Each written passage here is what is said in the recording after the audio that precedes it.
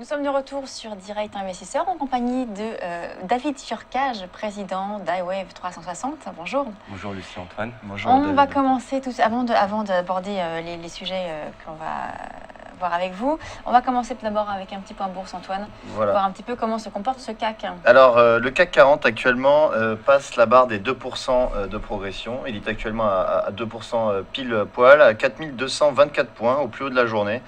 Donc, une poursuite de la progression du CAC et également des autres indices européens. Et du côté des valeurs, on a toujours en tête du CAC 40 BNP Paribas après cette publication de résultats meilleurs qu'attendus. BNP qui prend 4%. Sanofi également prend 3% ce matin, donc il se rétablit un petit peu par rapport à la forte chute entamée en début de semaine. Et dans le sillage de BNP, on va retrouver Société Générale qui progresse de quasiment 2% ce matin. Et puis également des valeurs comme Orange qui est vraiment très très bien orienté depuis plusieurs séances. Quand on peut le voir, Orange est sur des plus hauts annuels actuellement à 12,74 €. C'est en effet le CAC qui suit finalement un petit peu l'embellie sur les marchés américains. Oui, et asiatiques, oui, effectivement. Voilà. Alors justement, les marchés asiatiques, on va en parler avec vous parce que hier, on a vu donc cette banque centrale du Japon qui a créé la surprise en annonçant qu'elle allait renforcer sa politique d'assouplissement monétaire, alors que la Fed, elle, a annoncé il y a quelques jours le contraire, donc la fin de cette politique de quantitative easing. Oui, tout à fait. Ce qui fait souvent l'actualité depuis, on va dire, de quelques années maintenant, c'est ce qu'on peut considérer comme le principal market mover, ce sont la manière dont les banques centrales en fait agissent ou n'agissent pas, ça dépend. Et le décalage cyclique de politique monétaire fait l'essentiel. Par exemple, au cours de cet été, c'était la Fed contre la BCE.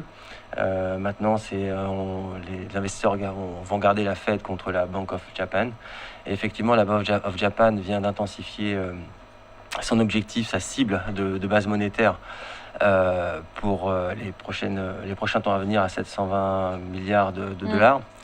Donc, elle est en train d'expliquer au marché, ou montrer en tout cas de manière assez surprenante, en termes de surprise, j'entends, qu'elle va mettre un coup de semonce supplémentaire à sa politique extra accommodante, alors que la Fed, elle, clairement, s'en est retirée. Mais donc on voit l'impact sur les marchés. Alors l'impact était le même finalement, la réaction était la même. La fois, lorsque la Banque du Japon dit qu'elle va continuer à injecter les liquidités sur les marchés, et bien la bourse de Tokyo prend pratiquement 5% dans la foulée. Et lorsque la Fed annonce finalement que c'est l'arrêt de sa politique accommodante, et bien les marchés aussi ont bien réagi finalement et ont pris je sais plus combien sur les séances d'après, mais on est à des niveaux proches des plus hauts historiques. Oui, c'est juste en fait ce qui est un peu, je dirais pas curieux, enfin naturel en termes psychologiques. Ce marché est toujours dans l'attente d'un stimulus, et peu importe d'où il vient en fait. Et c'est un peu curieux, quoi. Donc à un moment donné, le marché va avoir des fortes attentes de la Banque centrale européenne. Cette Banque centrale européenne va dire effectivement qu'elle va entrer dans une forme de stimulus de politique monétaire plus accommodante. En fait, on a vu au mois d'octobre que les attentes du marché n'ont pas été au rendez-vous par rapport à ce sujet-là. Et finalement, c'est la Bank of Japan qui prend le relais, et de ce qu'on comprend dans ce marché en fait, c'est que peu importe d'où vient le vent, et tout ce qui est bon à prendre en termes de politique monétaire accommodante permet de soutenir le marché. Oui, le marché le prend et part à la hausse. Effectivement, on va atteindre des plus hauts historiques encore probablement sur l'ouverture des marchés américains. Oui. Mais également, il y a aussi, on peut souligner les bons résultats d'entreprises qui interviennent pour ce troisième trimestre, qui stimulent également les marchés tout de même. Bon, alors, ça dépend si on est market timer ou analyste technique dogmatique ou pas. Effectivement, quand un marché est en attente de soutien, il a tendance à sélectionner l'information qui l'intéresse. Ah oui. On appelle ça le biais de confirmation, justement, en finance comportementale. Et il prend cette information pour en faire un mouvement. Donc on est vraiment dans un bull market actuellement, je pense. Le mini crack qu'on a eu il y a 2 semaines, finalement, était un épiphénomène dans cette progression qui semble ininterrompue. En fait, à nouveau, la BOJ a pris le relais là où l'attendait pas forcément. Et le marché en a profité pour faire des rachats à bon compte, puisqu'on a été sur des points bas il y a encore quelques semaines, et que donc la BOJ lance un signal énorme, et le marché en profite pour se reprendre. Une des réactions en tout cas de cette annonce, c'est sur la devise, sur la devise nippone, le yen, face au dollar, par exemple, le yen s'est montré un peu plus faible du coup. Oui, tout à fait. Donc le yen a plongé contre la plupart de ses contreparties, comme on peut le voir là sur mon écran.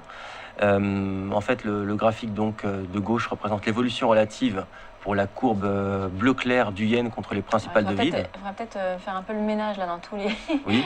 Alors, on voit pas trop. Donc la courbe bleu clair, vous voyez, c'est le yen. Je vais en éliminer certaines.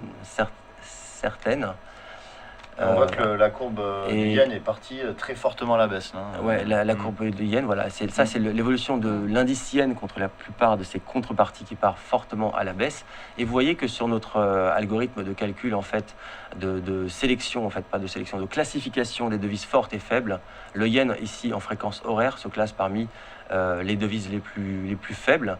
Ça, c'est en fréquence horaire, alors qu'en dollars, le dollar chez nous est classé, le dollar index, c'est-à-dire le dollar contre ses principales contreparties, fait partie des devises les plus fortes. Donc là, aujourd'hui, vous recommandez d'aller sur, par exemple, de se positionner sur le dollar yen.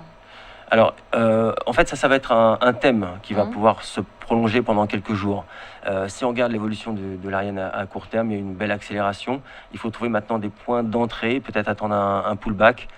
Parce que cette décision de la Bank of Japan a créé une belle surprise, et du coup il y a eu un mouvement très fort ce matin, très tôt. Donc il faudra attendre un repli ou un point d'entrée sur des fréquences plus basses en fait, que l'horizon daily ou horaire. Ouais, le timing actuellement pour rentrer en position, si on rentrait actuellement en position, c'est un peu trop tard en fait. Le timing est pas forcément optimal. Je pense que c'est un thème qui va se proroger pendant quelques temps. Voilà, le marché est en train d'acter. C'est quoi, que le yen va continuer à baisser?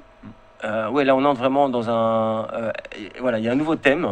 J'aime à dire en fait que le marché donc c'est milliers d'investisseurs et d'individus qui prennent un tas de décisions, vient d'apprendre que la BOJ, donc la Bank of Japan, s'enfonce davantage dans une politique monétaire très accommodante.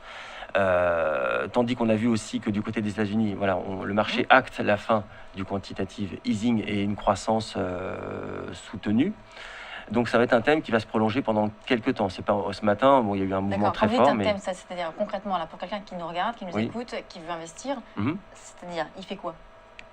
Alors, compte tenu de l'accélération qu'il y a eu ce matin sur le dollar yen, ça dépend de son horizon aussi de temps d'investissement. Si c'est un investisseur un peu moyen terme, c'est pas le mouvement qu'il y a eu ce matin n'est pas très très grave parce qu'il s'inscrira dans un mouvement plus ample. Donc le dollar yen va continuer à baisser, c'est ce que vous dites? Voilà. Ouais. Donc ça va monter. Ah oui, d'accord. Le yen va continuer à baisser. Donc là, si on veut se positionner sur la paire, qu'est-ce qu'on peut viser comme objectif? Alors, en fait, là, on est sur des niveaux, donc je ne sais pas si je peux avoir accès à mon... Voilà, je suis un peu en bas. Bon, j'ai pas le graphique sous les yeux là, donc. Mais en fait, ce que je pouvais vous montrer en fait, qui est plus important, c'est que là, en fait, il y avait cette courbe bleu clair, donc qui représente le yen contre ses principales contreparties. Vous pouvez observer en fait qu'il est en pleine accélération, alors il était déjà en tendance baissière. Vous voyez aussi que dans notre outil, notre algorithme en fait de calcul des devises fortes et faibles, le yen ici. Est ranké comme étant aussi une devise extrêmement faible. Ça, d'accord, vous l'avez déjà dit. Mais alors, si on veut investir, donc jouer cette faiblesse du yen, qu'est-ce qu'on fait? Alors, si on est investisseur court terme, on va attendre un pullback. C'est-à-dire aujourd'hui, pour l'investisseur qui veut se positionner aujourd'hui, le mouvement a été trop ample, trop fort en trop peu de temps. Donc le timing aujourd'hui, si on veut se déboucler sa position ce soir, c'est trop juste, c'est un peu risqué. Donc sur du swing par exemple? Sur quelques séances, on va dire. Alors, si c'était moi, non plus, je le ferais pas sur quelques séances non plus. J'attendrais vraiment un nouveau signal, Parce que là, vous parlez à un market timer. Donc là, le market timing, en termes de market timing, que ce soit sur la séance d'aujourd'hui ou en termes de swing, le mouvement est déjà trop ample. Donc j'attendrais un mouvement, une consolidation par exemple, ou un retracement ou un pullback pour D'accord. initier une position sur des niveaux plus acceptables. Alors, maintenant, là, pour quelqu'un qui s'investit entre maintenant et quelques jours, ça me paraît trop tendu. Voilà. En fait, c'est suracheté, pour être clair. D'accord, donc on attend un petit retournement sur la paire dollar-yen. Mhm. Une fois que ce retournement est avéré, on peut se positionner pour jouer en fait la force du dollar face à la faiblesse du yen. Mhm. Alors, je ne parlerai pas de retournement, mais juste de mouvement correctif Mhm. sur le dollar yen, quoi. Un retracement, un Mhm. pullback, Un petit retour. voilà, une sortie des de cours. conso, Mhm. une sortie de consolidation, quelque chose Ouais. comme ça. Voilà. Alors maintenant, on va passer à un autre actif qui est l'or. L'or qui a fortement chuté ces derniers temps. Oui. Est-ce que vous est-ce que vous conseillez de se positionner actuellement sur l'or ou s'il faut pareil attendre également un petit retournement? Alors là, aujourd'hui, maintenant, donc sur un positionnement, je dirais plus que du swing, quoi, à l'ordre de quelques semaines. L'or est en train d'enfoncer un niveau clé sur les niveaux de 1185 $. Mm. C'est pas ce qu'on voit à l'écran là. Hein. Non, mais c'est pas grave. Voilà, je vais faire les commentaires. Donc l'or est en train de s'enfoncer sous les 1185 $. C'est Oui, un niveau on l'a clé. vu tout à l'heure, oui, effectivement, c'est un niveau qui était un support qui a été testé à 3 reprises pendant un an, enfin Oui. depuis un an. Oui. Et là, actuellement, aujourd'hui, on casse ce niveau. Exactement. Mm. Donc ça, c'est un signal très fort et qui devrait mener l'or sur de nouveaux points bas. Et moi, j'ai un objectif en fait à 1060 sur le long terme. Et là aujourd'hui, on est à combien? Là, on est à 1173 maintenant en temps D'accord. réel. Voilà. Et d'ailleurs, si on pense effectivement que le dollar index va se reprendre, il y a une très forte corrélation négative entre le dollar et l'or, qui est assez classique, je dirais. Donc, si on voit le dollar se reprendre, et il se reprend donc depuis quelques jours, justement, dans un mouvement qui est globalement extrêmement haussier, eh bien... nécessairement le gold va s'enfoncer davantage. Ça, c'est un thème central que je suis depuis quelques mois déjà. Voilà. Et, Donc là, on peut se positionner actuellement sur ces niveaux mhm. et on joue donc la continuité de la tendance baissière donc sur l'or. Voilà, la reprise d'un mouvement baissier, puisque l'or évoluait dans un Jusqu'à triangle. 1,60, enfin jusqu'à 1060. 1060, ce que vous disiez. Oui, j'ai un objectif à 1060 de moyen long terme. Donc je rappelle, là, effectivement, comme on peut le voir sur mon écran, vous pouvez observer ici que l'or évoluait dans un triangle, ça s'appelle un triangle descendant, donc une figure de continuation après une jambe de baisse à partir du second semestre 2012. Donc il évolue dans ce triangle descendant entre mi-2013 et jusqu'à présent. Et vous voyez que là, l'or est en train, l'or est en train d'enfoncer un niveau clé, un niveau majeur à 1185 $.